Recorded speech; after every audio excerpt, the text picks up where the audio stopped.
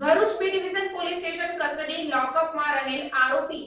પીવા માટે પાણી માંગતા મહિલા કોન્સ્ટેબલે પાણી આપવા લોકઅપ ખોલતા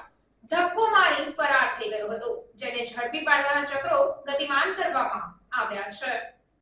ભરૂચની નાની ડુંગરીમાં રહેતો વિજય વસાવાનું પકડ વોરંટ હોય ત્યારે હેડ કોન્સ્ટેબલ સુનિલભાઈ તેમજ ઇઝહાર નૂર મોહમ્મદ ખાને અટકાયત કરી લોકઅપમાં મૂકવા માટે પોલીસ સ્ટેશનના અમલદાર રશીલાબેનને સોંપવામાં આવેલ, જે આરોપીને બી ડિવિઝન પોલીસ કસ્ટડી હેઠળ લોકઅપમાં રાખવામાં આવ્યો હતો। તે દરમિયાન આરોપીએ પીવાનું પાણી માંગતા પોલીસ મથકના અમૃતબેને પાણીની બોટલમાં પાણી ભરી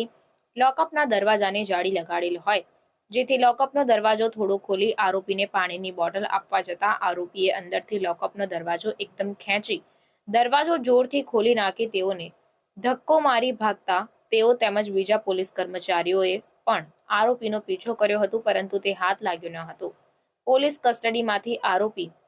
ફરાર થઈ જતા પોલીસ બેડામાં ખળભળાટ મચી જતા ઉચ્ચ અધિકારીઓ પણ ઘટના સ્થળે દોડી આવ્યા હતા, જે અંગે હેડ કોન્સ્ટેબલ સુનિલભાઈએ ફરિયાદ નોંધાવતા પોલીસે વધુ તપાસ હાથ ધરી છે।